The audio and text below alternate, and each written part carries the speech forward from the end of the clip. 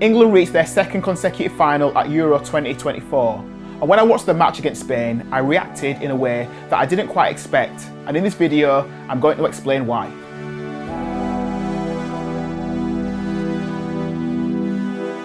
So as a comparison, I have to take you back to Euro 2020. On a personal level, me and my wife had just given birth to a beautiful baby girl.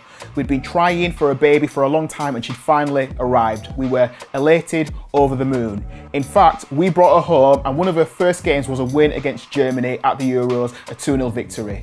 This was the happiest I had felt in a long time. Life was fantastic. I was watching England in the Euro finals with my two beautiful girls. What happens in the game? A few minutes in, Luke Shaw scores a goal. This is going to be fantastic. We are going to go on and win this game. Unfortunately, Italy equalise, and if you know the rest of the story, we go to penalties and Italy win. My honest feeling at the time was I was disappointed. I really thought we could win, but we didn't. And in the grander scheme of things, what does it matter? It's just a game of football. I've got my two beautiful girls with me. Life is good. Fast forward to Euro 2024. England get to another final. This is through dogged performances, not always playing wonderful, having to go through penalties yet again. But here we are in a final against the mighty, mighty Spain, one of the best teams in the world. The feeling in the country is positive. We're hearing Three Lions playing and Vindaloo. It's our second Euro final in a row. Surely this has to be the one. We've got to do it this time.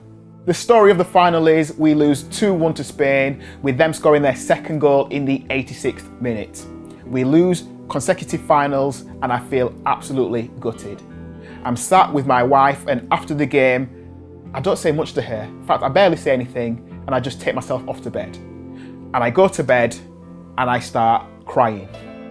I felt so low that I actually considered calling the Samaritans. Never done that before in my life.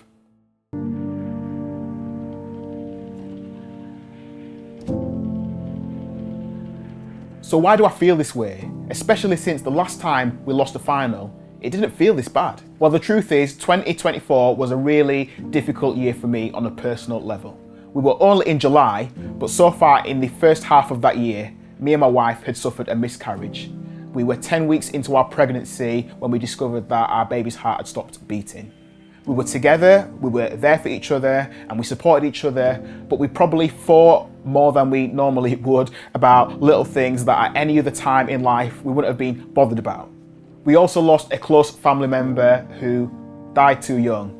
My wife was literally with her the night that she passed away. Also, my mum had several periods in hospital. She was in and out on a regular basis. Her health literally just deteriorated really quickly. It went down and we almost lost her on more than one occasion. She was actually in and out of hospital after July as well on a regular basis. There were also some personal work-related challenges. I work for myself, so when I'd go for a piece of work that someone had put out to tender, I would apply for that, but time and time again, it felt like they would just say, sorry, we've gone for someone else, we've gone for another company, we've gone for another provider. So I was getting knockbacks again and again, and it didn't feel great. At the time, I felt like all I want is for something to go right. I just need some good news. So when the final came around and we lost, it felt like, yet again, something isn't going right. And all I needed was for one thing to go right, even to watch a game where we're in a final, and it's great that we've got to a final, but if we could just win this final, I'll have something to celebrate. But even that couldn't go right for me. That to me felt like football and England losing. That was the tipping point. Spain are European champions. And in the end, the best team probably won it. So the following morning, like I said before, I Googled the number for the Samaritans. And as I was about to call them, I had a number of thoughts that entered my head. The first one was, I can't call them and say that I'm sad about football. They'll sigh and they'll say, it's not that serious. And then I can't call them because there's probably more people out there with more serious problems than I've got, and I'll be hogging up the phone lines, so I can't call. If I'm really honest, I'm not depressed to the point where I feel like I want to take my own life. I certainly don't feel like that. And I'm sure there are other people out there who want to call up and say, look, this is the dire situation that I'm in, that I feel like I've come to the end of my life. And because I'm not in that position and they're the real people who need to call Samaritans. And that's what Samaritans is there for, right? It's for those people. So therefore, I won't call. So I didn't call. So in my mind, the next best thing was to reach out to a friend and tell them how I was feeling. But then when I thought about it, I just thought, hang on a minute, well, who do I speak to? Which friend do I reach out to? Because all of my friends are really busy. I mean, they're all married, they've got kids, they've got busy lives. And who's got time to listen? And again, if I speak to them, they'll probably just say, hang on, it's only football. What are you so upset about? Or they won't have the time to get into anything that is deep. And then there was also the thought of, do I really want to open up and tell someone how I'm feeling? Because if I do, that's going to make me look weak. And I really don't want anyone laughing at me. So what did I do to solve the issue? Here's the answer. Nothing. Nothing at all. Just bottle it up, push it down, inside, deep down inside, and wait for it to go away. Clearly not the best way to deal with the situation. But eventually, fast forward a few weeks, I did speak to my wife about how I was feeling. I did speak to maybe one friend. And it was the right thing to do. Even though I felt embarrassed and awkward, they listened and they understood. It was good to open up.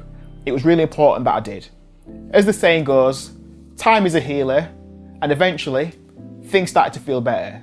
All of those things that were happening in my life, whilst they didn't disappear or go away, it helped to vocalize to someone how I felt at the time. So this is where football and our personal circumstances meet, and I put this to you. How many times do you watch a game and you cheer and you celebrate when your team is winning, but on the inside you feel really crap about something else? Whether that's family, work, relationships, or just a difficult situation that you might be going through. Or how many times do you watch a game with a friend, but you've got no idea what's going on in their minds? Obviously you wouldn't, because unless you both open up, you won't know. That's why I think football and conversation and honesty is really important. I know that some of us might think that it's a bit soft or it's a bit wet to be talking about your feelings, your emotions. But why is it? Have we always got to pretend that we've got it all together, that everything is perfect and nothing is wrong? One of the reasons I started this channel, as well as talking about football and banter and laughing at the teams that I don't like when they lose, is to talk about mental health, about what's going on inside and why we feel the way that we do. So from time to time on here, I will create videos about mental health and well-being. So I say to you, feel free to comment and talk about any difficult or challenging circumstance that you're going through, even if just typing it out in the comment section helps you to get it out there. And if there's a way that I can address that, I will do my best. On a personal level, if you're going through something, I encourage you to reach out to a mate. And if you have a friend who you think might be going through something, be that person that says, are you all right, mate? Do you want to go for a drink and have a chat?